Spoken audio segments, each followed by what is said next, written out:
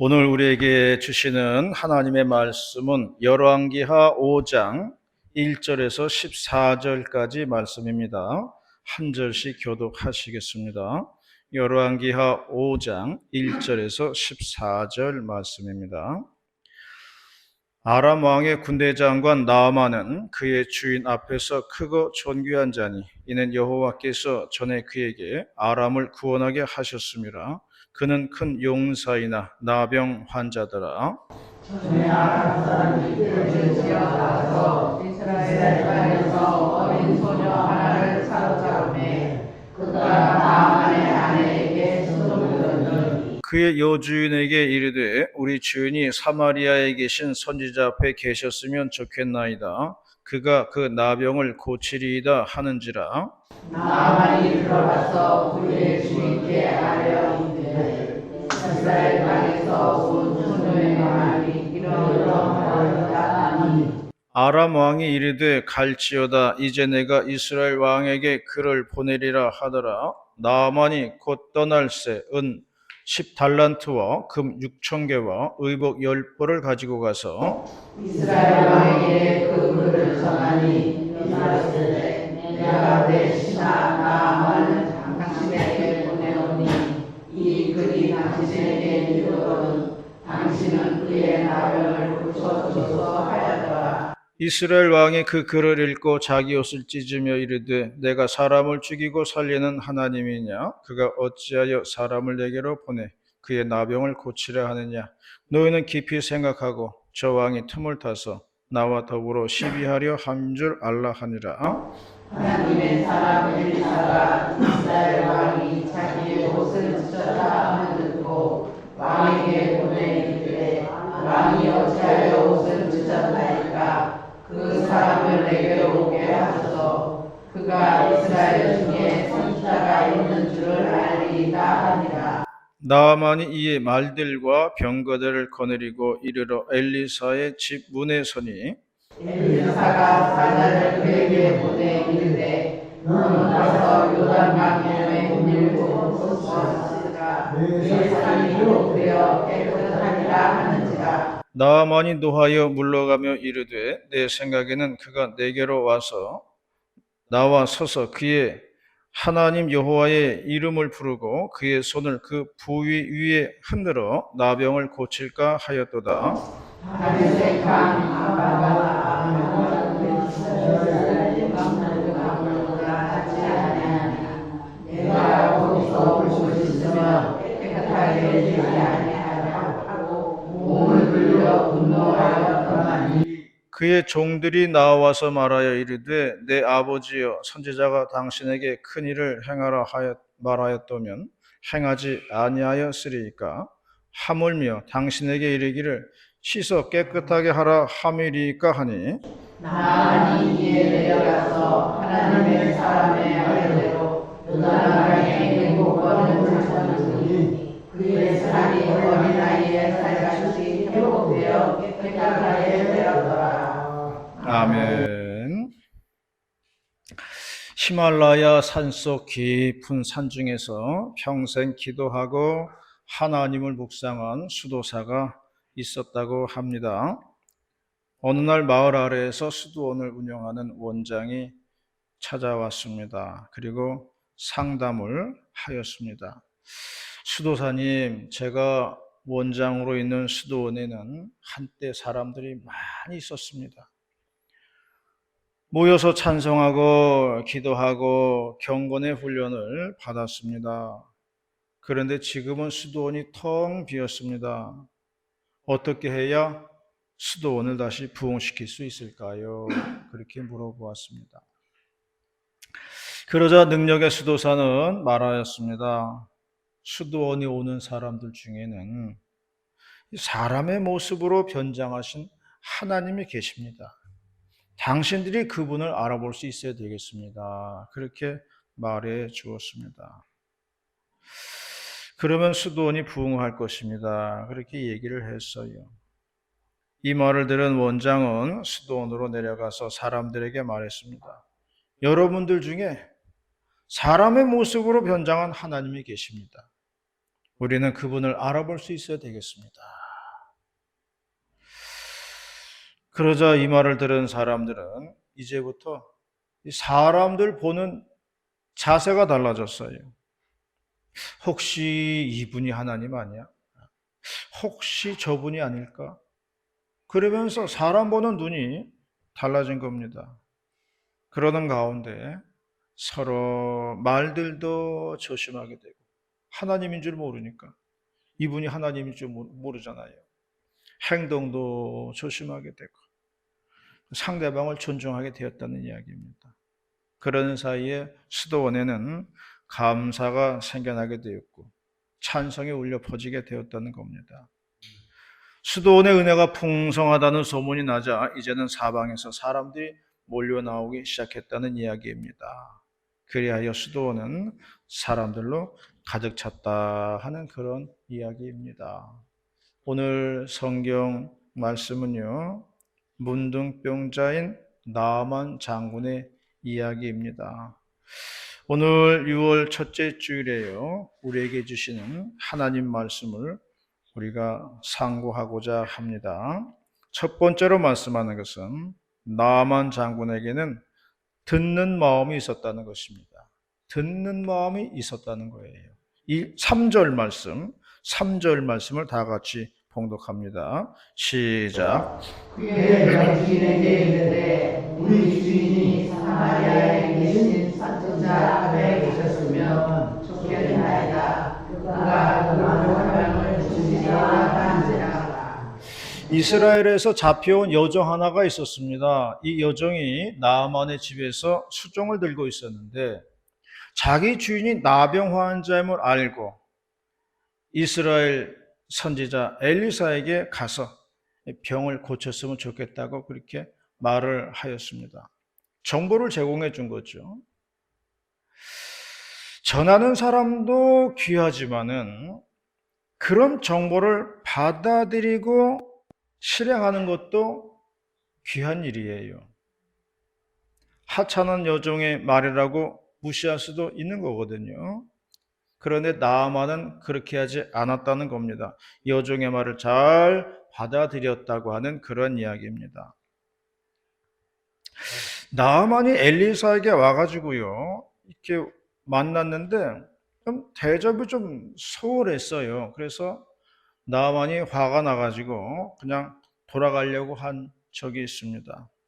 그때는 종들이 나서서 또 말렸어요. 아니, 병만 나으면 됐지. 그까지 대접이야 무슨 상관이 있습니까? 그렇게 설득을 했을 때에 나아만은 또 종들의 말을 받아들였습니다. 그러므로 주변에 좋은 참모들이 있는 것도 중요하지만 그런 말을 잘 받아들이는 자세도 매우 중요하다는 거예요. 그 예전에 그 농협에서 나온 그 달력이 있어요. 그 달력 중에 농사 일정이 적혀 있는 달력이 있었습니다. 그 요즘에도 그런 달력 나오는지 모르겠어요. 농협 달력, 큰 달력에 그 밑에 농사 일정이 이렇게 쭉 나와 있는 게 있었어요. 그래서 모내는 날이다, 무슨 고추 모종 심는 날이다, 약 치는 날이다, 하는 날이다, 이런 것들이 쭉 이제 써져 있는 게 있었습니다. 그거 보면은 농사를 모르는 사람들도요, 그 달력 하나 있으면은 그 농사를 짓겠더라고요. 그래서 굉장히 편리하다는 그런 생각을 했습니다. 나는 그거 참 좋은 달력이라고 생각을 해요. 근데 근래에서는 그런 걸 보지 못했던 것 같아요. 달력은 없지만은 저한테 그 영롱 교육하시는 권사님이 계시잖아요. 근데 권사님 이번에는 뭐 하세요? 그러면은 이제 제가 나가서 이제 해야 돼요. 이번에는 뭐 해야 됩니다. 그러면 제가 나가서 밭에 나가가지고 하는 거예요. 이번에 제가 할 영농 일정은 쪽파. 쪽파 뽑아가지고 줄기 잘라가지고 말리는 거예요. 이게 영농 일정입니다. 설교 끝나고 나서 해지면은 밭에 나가가지고 이제 일해야 돼요. 내가 하나도 거른 게 없어요.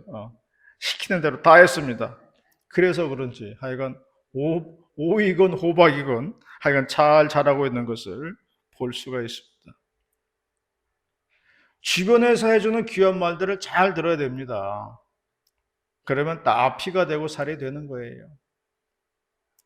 솔로몬 왕이 1천 번째 드리면서 기도한 내용이 뭐냐면 잘 듣기를 원한다는 거예요. 잘 들어야 판단이 잘 된다는 겁니다. 그러므로 말하기보다는 들을 수 있어야 한다는 거예요.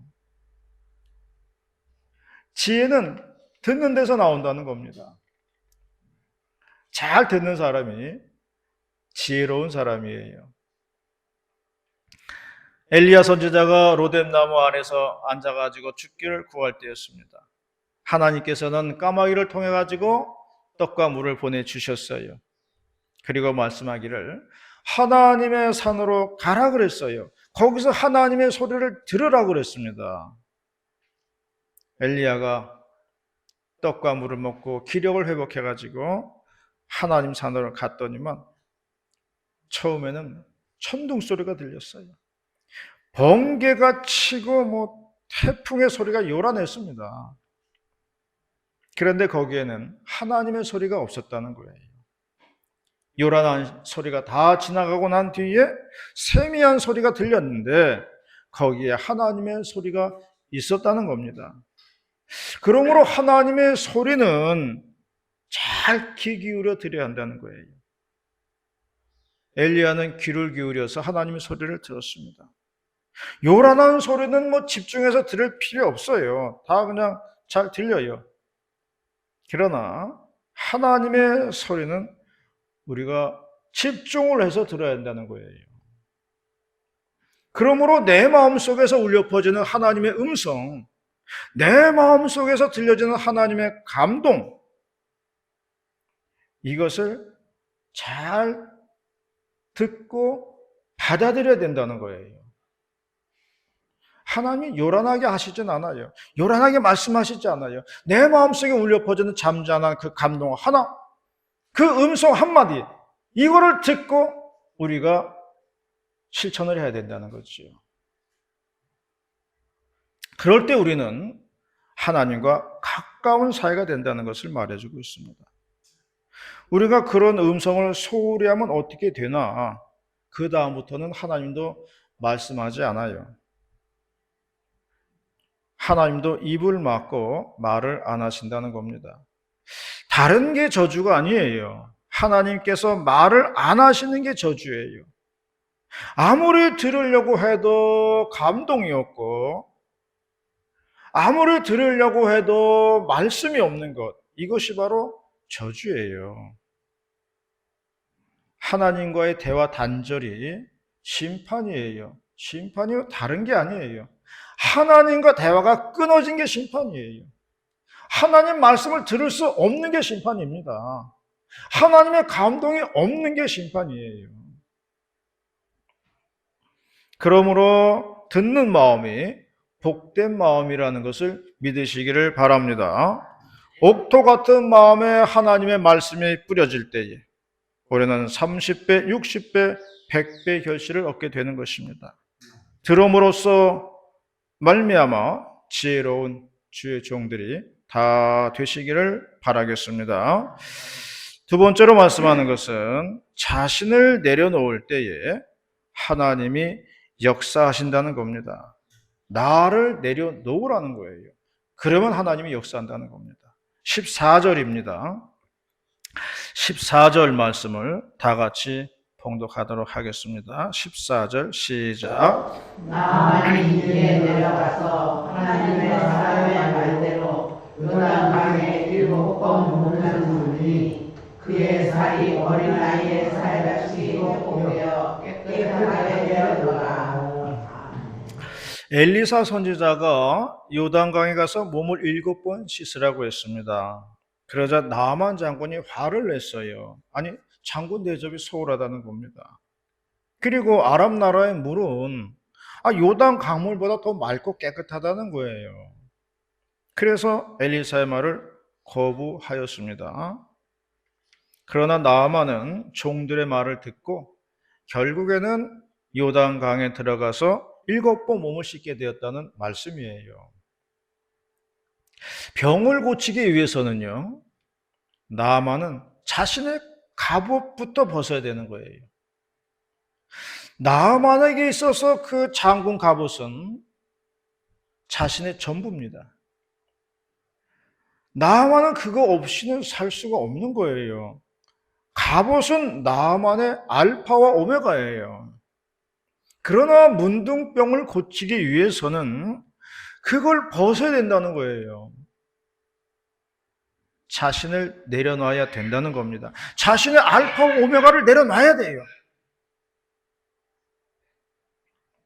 그럴 때에 하나님의 손길의 역사가 있다는 겁니다.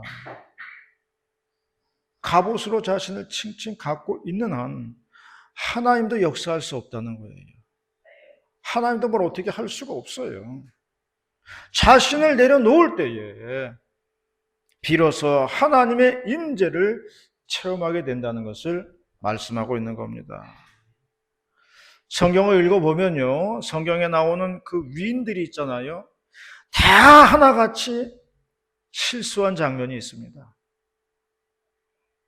아브라함도 그랬고요, 이삭도 그랬고, 야곱도 그랬고요, 모세도 그랬고, 다윗도 그랬어요. 모든 위인들이요, 다 한 번씩 실수한 장면이 있습니다. 그것은 물론 그 인간의 연약함을 말하는 것일 수도 있어요. 인간이 연약하구나, 이걸 말해주는 것일 수도 있지요. 그런데 그분들의 입장으로 돌아가 보면요, 그분들의 입장이 돼 보면요, 결국에는 그 실수로 말미암아서 비로소 진정한 주의 종이 되었다는 거예요. 그 실수로 말미암아 자신이 깨진 거고요, 자신이 깨짐으로 말미암아 그때서야 비로소 주의 종이 됐다는 겁니다. 하나님의 사람이 됐다는 거예요. 자신의 연약함을 깨닫는 순간에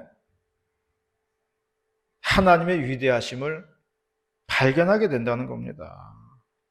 그러므로 내 자신이 깨져야 하나님을 만나게 되는 겁니다.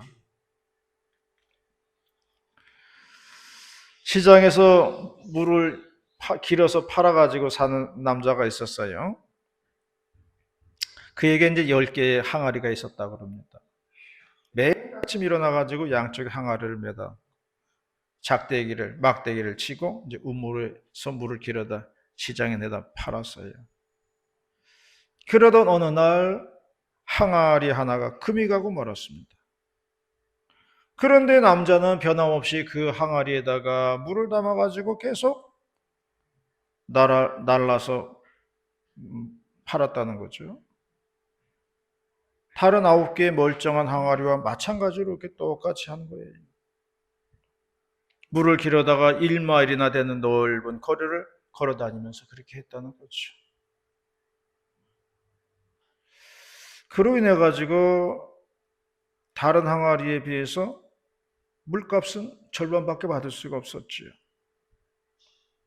다른 항아리들이 이 상황을 보고서 서로 의논하기 시작했어요. 아니, 왜 우리 주인이 깨진 항아리를 아직까지도 가지고 있는 거지? 이해할 수가 없다 그랬어요. 깨진 항아리 때문에 우리가 손해를 보잖아. 그렇게 서로 의논했어요. 깨끗한 항아리들 사이에 이런 대화는 깨진 항아리의 마음을 아프게 했습니다. 나는 이제 쓸모없어졌구나. 자신을 돌봐준 주인한테 이제 패가 되었구나. 그리고 슬퍼했습니다. 그래서 항아리는 주인에게 말했다는 거예요. 주인님, 이제는 자신을 버려주세요. 다 깨지고 쓸모없으니까 버려주세요. 그렇게 부탁을 했습니다. 하지만 남자는 미소를 지으면서 말하였습니다. 쓸모가 있기 때문에 버리지 않는 거야. 아직 쓸모가 있다는 거예요. 아니, 매일 물이 새는데 무슨 쓸모가 있는 건지 항아리가 물었습니다. 내일 아침에 알려줄게. 다음 날에 되었습니다. 남자는 항아리에게 길 주변을 둘러보라 그랬어요. 둘러보았죠. 보니까 길 양옆에 꽃들이 막 피기 시작한 거예요. 매우 아름다웠죠. 남자는 항아리에게 말했어요. 네가 금이 간 시점부터 너를 쓸 용도를 찾기 시작했다. 그날로부터 나는 운물로 가는 길에 씨앗을 뿌렸어. 그리고 나서 네 덕분에 그 씨앗에 매일같이 물을 줄 수가 있었던 것이야. 그제서야 항아리가 깨달았어요. 아, 새는 물을 가지고 이 씨앗에 물을 준 것이구나. 그 물을 먹고 꽃들이 만발했다는 그런 이야기입니다. 아, 나에게도 쓸모가 있었구나. 그걸 깨달았다는 이야기입니다. 하나님은요, 우리가 완벽해서 사용하는 게 아니에요. 우리가 깨진 항아리처럼 부족해도요, 하나님은 거기에 맞는 용도로 쓰신다는 거예요. 하나님의 용서와 관용이 있었기 때문에 오늘도 우리는 쓰임 받는다는 것을 믿으시기를 바랍니다. 우리가 완벽해가지고 우리가 쓰임 받는 게 아니더라는 거예요. 부족해도 하나님이 쓰시니까 사용되어지는 것뿐이에요. 하나님은 여러 가지 방법으로 우리를 내려놓게 하십니다. 내 건강, 내 지식, 내 머리, 내 모든 것. 그런데 어느 순간 이 모든 것이 아무것도 아니구나 하는 시점이 와요. 그러면서 모든 것이 하나님의 손 안에 있구나 이런 시점이 온다는 겁니다. 그때가 바로 우리 자신을 내려놓는 시간이에요. 그때가 바로 내 자신을 내려놓는 시점이라는 겁니다. 그때 가서 우리는 진정으로 주님을 만나는 거예요. 진짜 하나님을 만나는 거예요. 그때. 이러한 주님을 만나시기를 축원합니다. 마지막 세 번째로는 모든 일은 하나님의 뜻대로 된다는 것입니다. 10절 말씀입니다. 10절 말씀 다 같이 봉독합니다. 시작. 엘리사가 사자를 그에게 보내 이르되 너는 가서 요단강에 몸을 7번 씻으라. 내 살이 회복되어 깨끗하게 하는지라. 엘리사는 말했습니다. 요단강에 가서 7번 몸을 씻어라. 그러면 나을 것이라고 했습니다. 순간 나아만은 이를 화를 내고 거부하였지만은 이내 종들의 설득으로 요단강에 들어갔을 때 말씀대로 깨끗한 피부를 얻게 되었다는 것입니다. 말씀대로 이루어졌다는 거죠. 그러므로 우리는 언제나 하나님 말씀대로 믿고 순종하는 것이 중요합니다. 그러면 하나님의 역사하심을 볼 수 있다는 겁니다. 예수님께서 겟세마네 동산에서 기도하실 때 기도의 내용은 나의 원대로 마옵시고 아버지의 원대로 되기를 원하나이다. 그렇게 기도하셨어요. 그렇게 기도를 할 때에 가룟 유다의 배신은 인류 구원의 길로 전화위복이 되었다는 것입니다. 그러므로 우리는 언제나 하나님 아버지의 뜻대로 되기를 기도해야 한다는 것입니다. 아는 목사님이 젊은 시절에 오리를 키웠다고 그래요. 그래서 오리를 키웠는데 오리는 그 주인을 막 따라다닌다 그러더라고요. 오리가 막 자기를 따라다녔다고 그러더라고요. 알에서 깨어나고서는 목사님을 어미로 알고서 졸졸 따라다닌다고 그렇게 얘기를 합니다. 이 목사님이 이제 오리알을 부화를 시키는데 이제 새끼가 돼가지고 알에서 이제 나오잖아요. 뭐 이제 나오려고 막 기를 쓰죠. 어, 알을 이제 깨트리면서 나와야 되니까 힘겹게 나오죠. 목사님이 그걸 보니까 어린 오리 새끼가 알을 깨고 나오는 모습이 안타까워서 옆에서 그 오리알 껍질을 이렇게 벗겨 주었다는 거예요. 그러니까 오리가 나와가지고 금방 죽어버리더래요.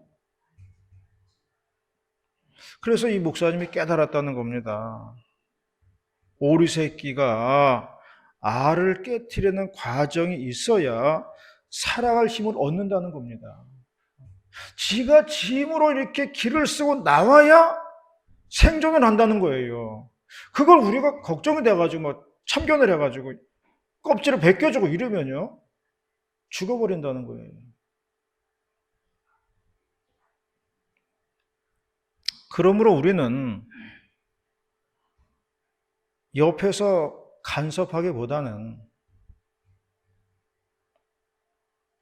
오히려 조용히 하나님의 뜻에 맡기고 기도를 해야 하는 거예요.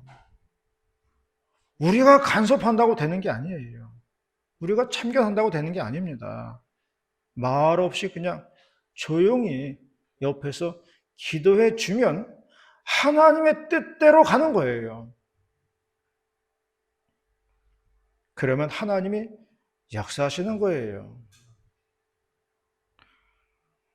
그걸 우리가 믿지 못하고 자꾸 내 뜻을 앞세우면 오히려 악영향을 끼친다는 겁니다. 내 뜻보다는 하나님의 뜻이 위대하니 하나님의 뜻에 맡겨드려야 한다는 것입니다. 책임은 언제나 맡은 자들에게 있는 거니까요. 맡겨드리라는 거예요. 그럼 하나님이 알아서 하신다는 겁니다. 내 뜻이 아니라 아버지의 뜻대로 하시라는 거예요. 나만 장군의 문둥병이 나는 과정은 먼저 선지자의 말씀이 있었습니다. 하나님은 언제나 말씀으로부터 시작합니다.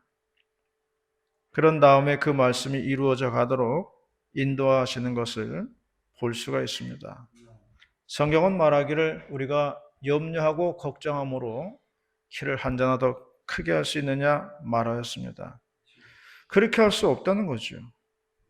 그러므로 세상의 모든 일은 하나님의 뜻대로 되어져 간다는 것을 말하고 있습니다. 주님의 뜻에 맡기고 의지하면서 살아가는 저와 여러분이 다 되시기를 축원합니다. 기도하시겠습니다. 하나님 아버지, 오늘도 감사합니다. 귀한 말씀을 저희들에게 허락하여 주시고 말씀 가슴 신비에 새겨서 오늘도 살아가게 하시오니 감사를 드리옵나이다. 걱정과 염려를 주님께 맡기고 기도하는 종들 되게 도와 주시옵소서. 하나님의 능력을 전능하심을 믿는 종들 되게 하여 주시옵소서. 주님 의지하고 믿고 따르는 백성들 다 될 수 있도록 인도하여 주시옵소서. 모든 말씀 예수님의 이름으로 기도 올리옵나이다. 아멘.